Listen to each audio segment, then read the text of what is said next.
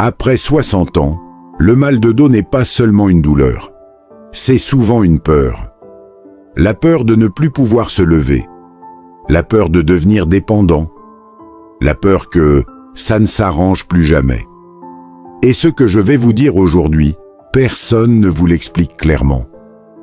Si vous avez plus de 60 ans, ou si quelqu'un que vous aimez souffre du dos, mettez un j'aime maintenant, abonnez-vous à la chaîne et restez jusqu'à la fin.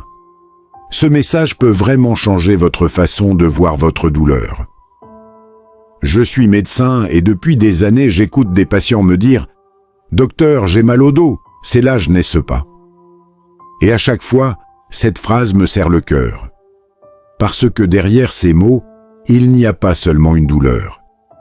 Il y a une résignation. Il y a l'idée que le corps a trahi. Il y a cette croyance silencieuse que, à partir d'un certain âge, il faut apprendre à vivre avec la souffrance. Et ça, ce n'est pas vrai. Ce que personne ne vous dit, c'est que le mal de dos après 60 ans n'est pas une condamnation. Ce n'est pas une punition infligée par le temps. Ce n'est pas une fatalité inscrite dans votre date de naissance. Et surtout, ce n'est pas normal d'avoir mal tous les jours. La douleur n'est jamais un message banal. Elle n'est jamais là pour rien. Elle est un signal, un appel, une tentative du corps pour dire « Écoute-moi, aide-moi ». Le vrai problème, ce n'est pas votre âge. Le vrai problème, c'est le silence dans lequel beaucoup souffrent. C'est la résignation. C'est cette phrase que j'entends trop souvent. « Docteur, je ne me plains pas, il y a pire que moi. » Mais votre douleur n'a pas besoin d'être comparée pour être légitime. Ce que personne ne vous dit non plus, c'est que beaucoup de personnes, après 60 ans, commencent à avoir peur de leur propre corps. Peur de bouger, peur de se pencher, peur de marcher trop longtemps, peur que le moindre geste déclenche une nouvelle crise. Alors, par protection, on évite, on se fige, on s'assoit un peu plus, on sort un peu moins. On fait attention à tout. Mais le corps, lui, n'a pas été conçu pour l'immobilité. Le corps a été créé pour le mouvement, pour l'adaptation, pour la vie. Et quand on l'abandonne au repos permanent, il se raidit, les muscles s'affaiblissent, les articulations perdent leur souplesse, la confiance disparaît, et la douleur s'installe encore plus profondément. Ce n'est pas votre dos qui est fragile, c'est le lien entre vous et votre corps qui s'est peu à peu abîmé. J'ai vu des patients venir me voir en disant « Je n'ose plus bouger, j'ai peur de me faire mal ». Et cette peur, à elle seule, peut entretenir la douleur pendant des années. Le corps après 60 ans n'est pas cassé, il est différent. Il demande plus d'attention, plus de douceur, mais aussi plus de respect. Et le respect, ce n'est pas l'abandon. Le respect, c'est l'écoute, c'est la compréhension, c'est l'accompagnement adapté. Le mal de dos après 60 ans n'est pas une fin. C'est souvent le début d'un message que personne ne vous a appris à entendre. Et ce message, il mérite d'être écouté. Il y a des erreurs que l'on ne voit pas. Des erreurs silencieuses. Des erreurs faites avec de bonnes intentions, mais qui, avec le temps, entretiennent la douleur. Personne ne vous dit que trop de repos peut parfois faire plus de mal que de bien. Quand la douleur apparaît, on vous dit souvent « reposez-vous, allongez-vous, ne forcez pas ». Et au début, oui, le repos peut soulager. Mais quand il dure trop longtemps, le corps commence à oublier comment bouger sans douleur. Les muscles fondent, les articulations se figent, la peur s'installe. Et chaque mouvement devient une épreuve.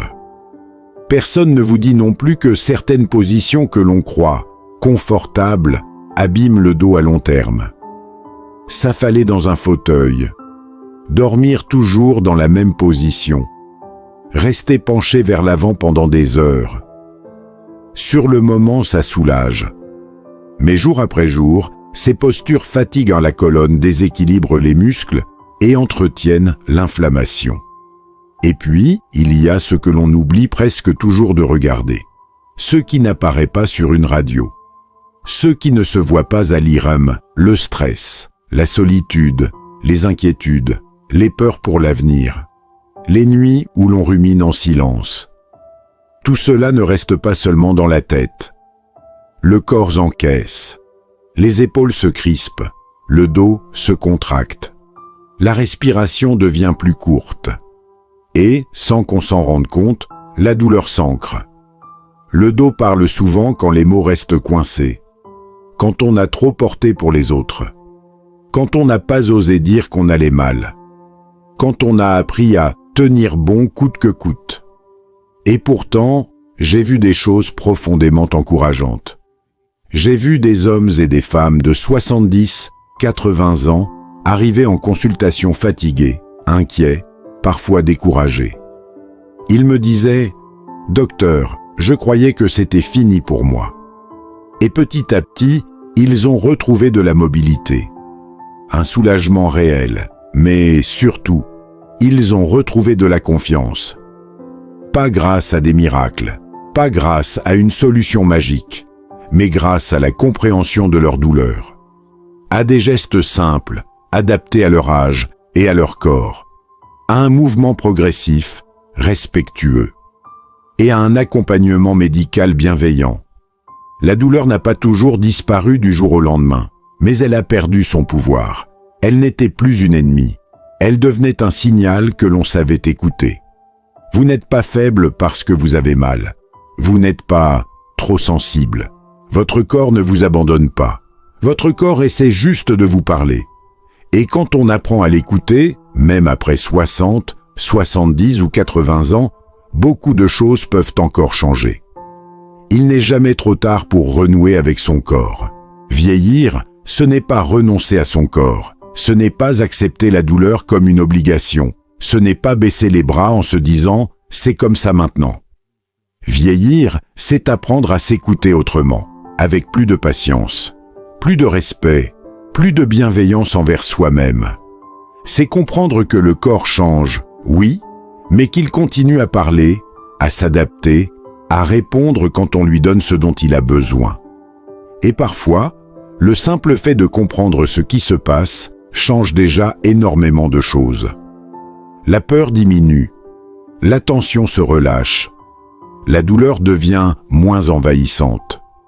Parce qu'on n'est plus dans l'inconnu, on reprend un peu de contrôle. Si cette vidéo vous a parlé, si vous vous êtes reconnu dans ces mots, je vous invite à laisser un commentaire. Un simple cœur, ou quelques mots comme « je me reconnais ». Je ne me sentais pas seul en vous écoutant. Votre message peut sembler petit, mais il peut faire beaucoup de bien à quelqu'un qui lit en silence et qui souffre sans oser en parler. Partagez cette vidéo à une personne qui a mal au dos, à un proche qui dit souvent « c'est l'âge, il faut faire avec ». Parfois, un message entendu au bon moment peut ouvrir une porte. Abonnez-vous à la chaîne si vous voulez continuer à prendre soin de votre santé après 60 ans, avec des informations claires, humaines et respectueuses de votre corps. Et surtout, souvenez-vous de ceci, vous n'êtes pas seul. Votre douleur est réelle. Et oui, des solutions existent.